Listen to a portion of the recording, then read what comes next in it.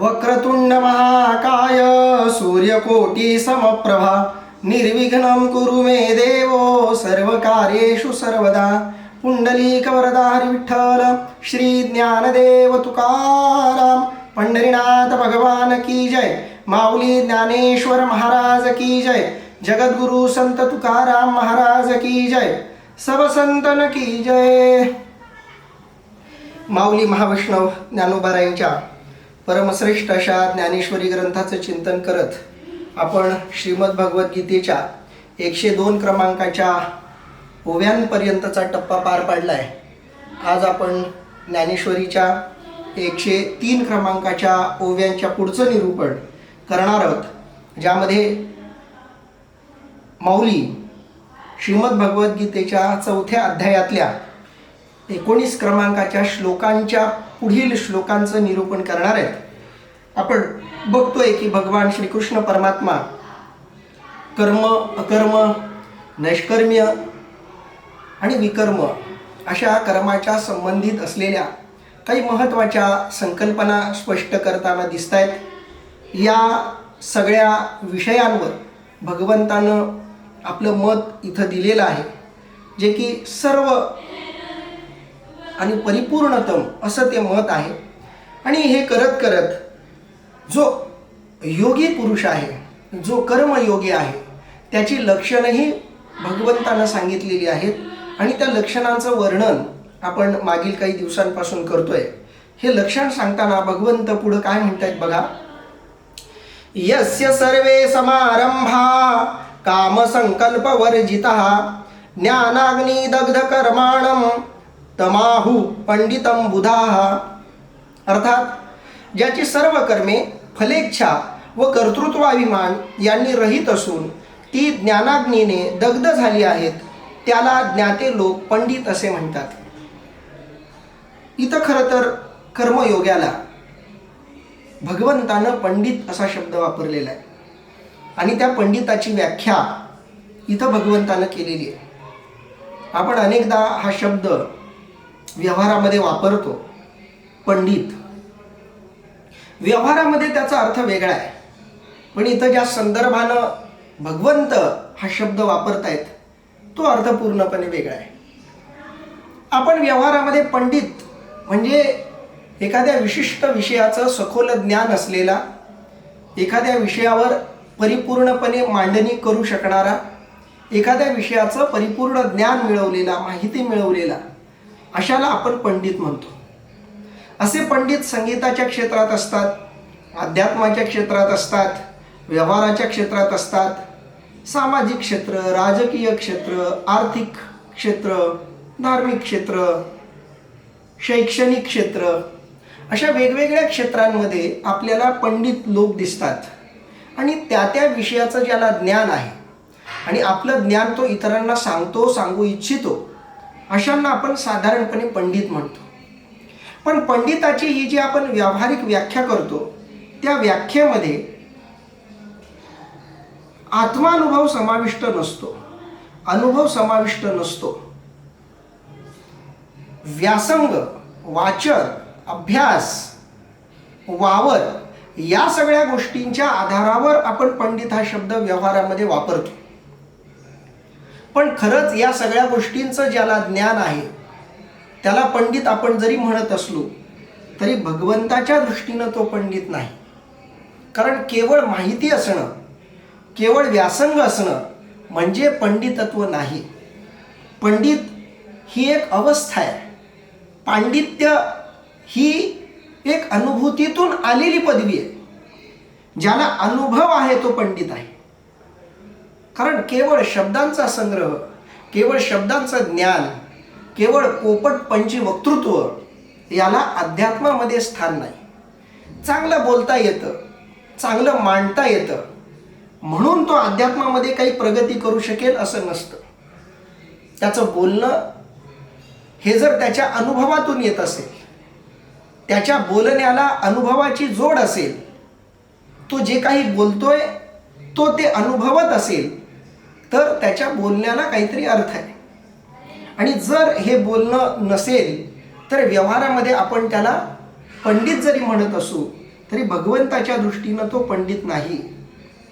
जाणे भक्तीचा जिव्हाळा हो का पंडित शहाणा, असं तुकोबाराय सुद्धा म्हणतात. ज्याला भक्तीचा जिव्हाळा आहे तो किती जरी शहाणा असला, पंडित असला, तरी त्याला आम्ही मानत नाही, ही तुकोबारायांची सुद्धा भाषा आहे. कारण ज्याच्यामध्ये अनुभव नाही, ज्याच्या शब्दांना अनुभवाचा आधार नाही, असे निराधार शब्द कितीही मनोरंजक असले, कितीही सुशोभित असले, कितीही लालित्यपूर्ण असले, तरी संतांनी त्याला कधीही महत्त्व दिलेलं नाही. शब्द महत्त्वाचे आहेत, बोलता येणं महत्त्वाचं आहे, विषयाची मांडणी करता येणंही महत्त्वाचं आहे, पण त्या मांडणीला, त्या विषयाच्या ज्ञानाला अनुभवाची जोड असणं गरजेचं आहे. तसं कर्मयोगी जो आहे तो पंडितही आहे, कारण तो केवळ बोलत नाही, तो केवळ मांडत नाही, तर तो ते अनुभवतही असतो. आणि म्हणून भगवंताच्या दृष्टीनं ही पंडिताची व्याख्या अतिशय महत्त्वाची आहे. आता माऊली याचं काय वर्णन करतायत बघूया. जया पुरुषाच्या ठाई कर्माचा तरी खेदू नाही, परी फलापेक्षा कही संचरेना. अर्थात तो ज्या पुरुषाच्या ठिकाणी कर्माचरणाविषयी तर खेद वाटत नाही, परंतु त्या कर्माचे फलाची इच्छा सुद्धा त्याच्या अंतःकरणात कधीच उद्भवत नाही.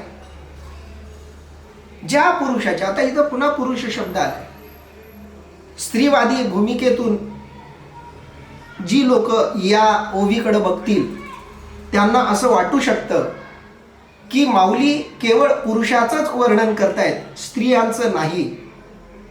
पण अध्यात्माला एक मर्यादा आहे, अध्यात्माला एक परंपरा आहे. आध्यात्मिक विषयाची मांडणी करताना अध्यात्माची सुरुवात ज्या दोन अस्तित्वाच्या संबोधनानं झालेली आहे, ती दोन संबोधनच आहेत, प्रकृती आणि पुरुष. प्रकृती ही मायेची प्रतिनिधी आहे आणि पुरुष हा परमात्म्याचा प्रतिनिधी आहे. आणि म्हणून पुरुष शब्द आला की तो केवळ पुरुषवाचक नाही, तो लिंगवाचक शब्द नाही, हे आपण आधी समजून घेतलं पाहिजे.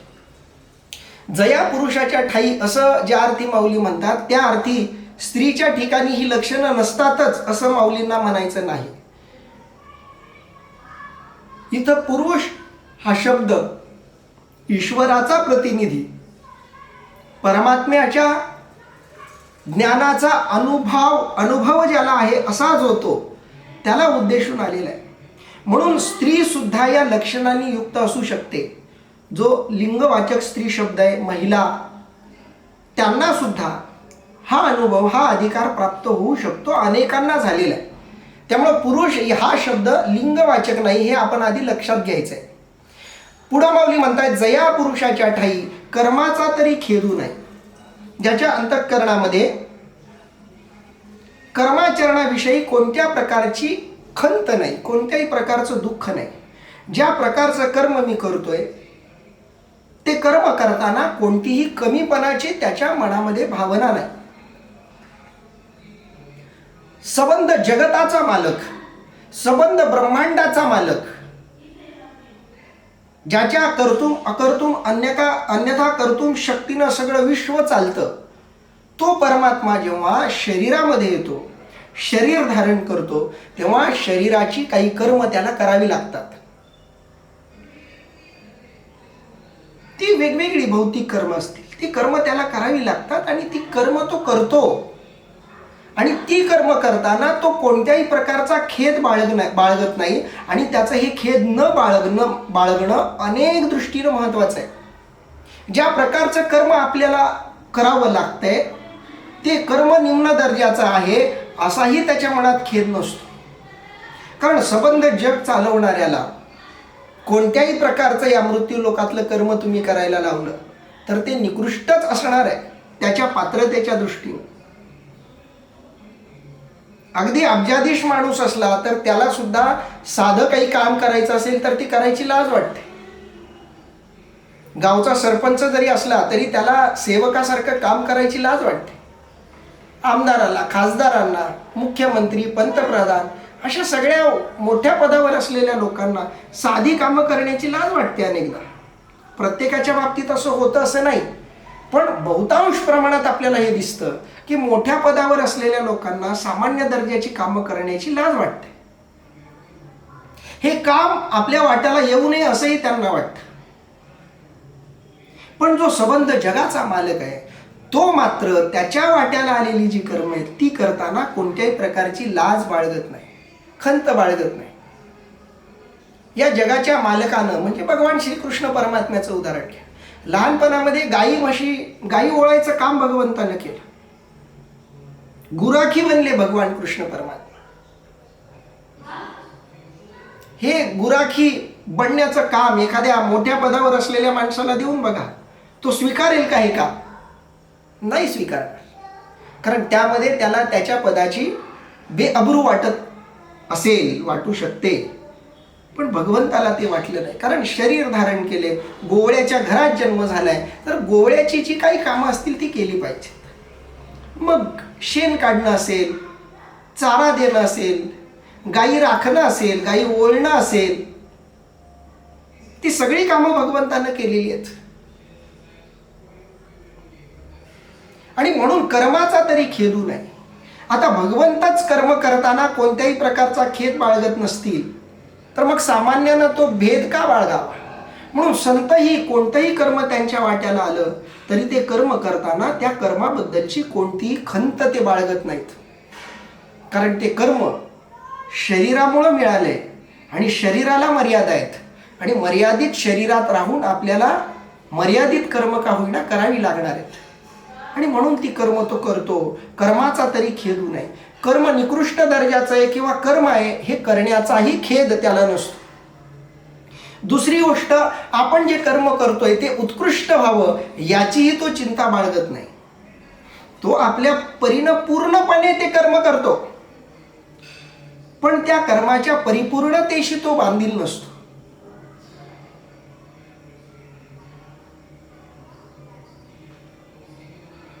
भगवान जगन्नाथाची जर मूर्ती तुम्ही बघितली तर जगन्नाथाची मूर्ती अपूर्ण आहे जर मूर्तीशास्त्रदृष्ट्या विचार केला तर. पण ती जशी आहे तशी परिपूर्ण आहे, कारण बनवणाऱ्याने ती आपलं सर्वस्व ओतून बनवलेली आहे. जे काही नियम होते, जी काही ती कथा सांगते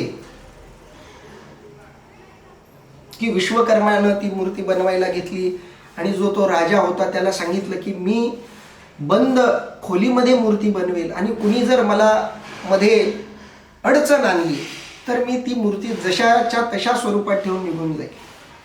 आणि मग त्यांनी ती मूर्ती बनवायला घेतली. आणि त्या भगवंताचा तो संकेत असावा की त्या राणीला सहन झालं नाही. किती दिवस झालं मूर्ती बनवण्याचं काम चालू आहे, कुठवर काम आले बघावं तरी ही बेचैनी त्या राणीला बसू देईन. आणि तिनं दरवाजा वाजवला आणि मग ती मूर्ती बनवणारे जे होते ते गुप्त होऊन गेले, विश्वकर्मा निघून गेले. आणि तशीच मूर्ती आज आपल्या समोर जगन्नाथांची, बळीभद्राची तिथं आपल्याला दिसते. पण ती मूर्ती अपूर्ण आहे असं आपण म्हणू शकत नाही, कारण जे कर्म करणारा तो होता, मूर्ती बनवणारा जो होता तो आत्मतत्वाला उपलब्ध झालेला महात्मा होता, पुरुष होता. विश्वकर्मा म्हणजे ही काही सामान्य व्यक्ती नाहीये. म्हणून त्यांनी ती मूर्ती बनवली, ती मूर्ती तेवढीच तशीच पूर्ण आहे हा भगवंताचाच संकेत होता. यातून हेही आपल्याला सुचवता येतं, घेता येतं की आत्मज्ञानी पुरुष जे कर्म करतो ते कर्म त्याच्या दृष्टीनं परिपूर्ण असतं. मग जगाच्या दृष्टीनं ते अपूर्ण असो पूर्ण असो, पण कर्म करणारा जो कर्मयोगी आहे तो त्या कर्मात आपलं सर्वस्व ओतत असतो. परिपूर्णपणे तो आपलं समर्पण त्या कर्मामध्ये करत असतो. पण त्या कर्माच्या परिपूर्णतेची, अपूर्णतेची तो खंत बाळगत नाही. म्हणून याही अर्थानं कर्माचा तरी खेदू नाही.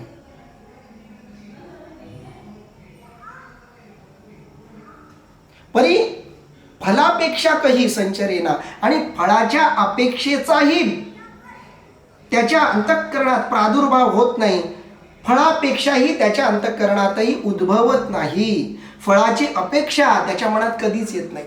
हे कर्म करून मला काहीतरी मिळावं ही त्याची कधीच अपेक्षा नसते. तो कर्म फक्त कर्म म्हणून करतो, आपल्या वाट्याला आलंय म्हणून करतो, एक ईश्वरी संकेत म्हणून करतो. ईश्वराच्या मनामध्ये ही लीला करण्याची भावना आली आणि ती लीला आपण पूर्ण करण्यात थोडाफार सहयोग द्यावा, खारुताईचा का होईना आपण त्यात वाटा आपला टाकावा, या भावनेनं तो कर्म करतो. म्हणून त्याच्या अंतःकरणात कोणत्याही प्रकारच्या फळाची अपेक्षा संचारही करत नाही, उद्भवतही नाही, जन्मालाही येत नाही. मग ती फळाची अपेक्षा पूर्ण अपूर्णाचा तर विषयच बाजूला, पण फळापेक्षाही त्याच्या अंतःकरणात कधीही निर्माण होत नाही. आणि हे कर्म मी करीन अथवा आदरले सिद्धी नेईन, येणे संकल्पेही जयाचे मन विटाळेन. अर्थात आणि अमुक एक कर्म मी करीन अथवा आरंभिलेले कर्म सिद्धीस नेईन, अशा तऱ्हेच्या संकल्पानेही ज्याचे मन विटाळत नाही. तो केवळ कर्माच्याच बाबतीत खंत करत नाही असं नाही, तर तो आणि हे कर्म मी करीन, जे कर्म तो करतोय ते कर्म मी करतोय किंवा मी करीन, अथवा आदरिले सिद्धी नेईन किंवा मी ते परिपूर्ण करेन, येणे संकल्पे ही जयाचे मन विटाळेना, या संकल्पानं या इच्छेनंही त्याच्या मनाला विटाळ होत नाही. विटाळ म्हणजे दूषित, अशुद्ध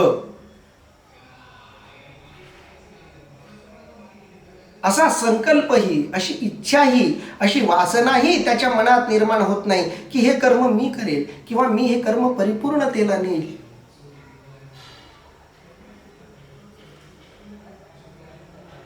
नामदेव महाराजांनी